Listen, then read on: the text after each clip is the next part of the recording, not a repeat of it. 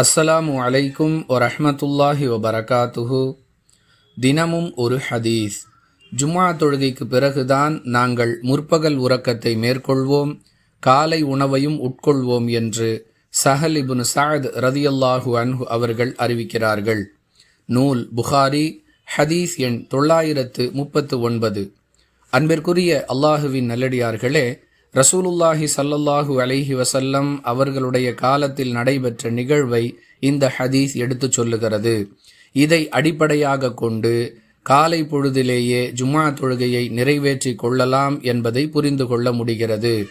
லுஹருடைய நேரத்தில் மட்டும்தான் ஜும்ஆ தொழ வேண்டும் என்பதை கடந்து அல்லாஹுவின் தூதர் ஸல்லல்லாஹு அலைஹி வஸல்லம் அவர்களுடைய காலத்து நிகழ்வை அடிப்படையாக கொண்டு நாம் இவ்வாறு செய்து கொள்ளலாம் என்பது இந்த ஹதீஸ் நமக்கு சொல்லக்கூடிய பாடம். பள்ளி மற்றும் கல்லூரிகளில் பயிலக்கூடிய மாணவர்களுக்கு ஜும்ஆ கிடைப்பதில்லை என்ற வருத்தம் தொடர்ந்து இருந்து வருகிறது.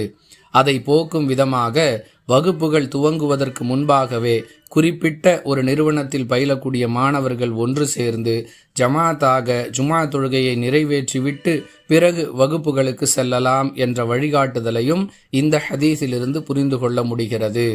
இதை மாணவர்களுக்கு எடுத்து சொல்லி அவர்கள் ஜும்ஆவை நிறைவேற்றுவதற்கான வாய்ப்பை உருவாக்கி தர வேண்டும். இது யாருடைய சொந்த கருத்தின் அடிப்படையிலும் சொல்லப்படும் செய்தி அல்ல, மாறாக நபிகளார் காலத்தில் நடைபெற்ற நிகழ்வை அடிப்படையாக கொண்டே மக்களுக்கு நாம் இதை சொல்லுகிறோம். வாஹிரு தஅவானா அனில் ஹம்துலில்லாஹி ரப்பில் ஆலமீன். அஸ்ஸலாமு அலைக்கும் வரஹ்மத்துல்லாஹி வபரகாத்துஹு.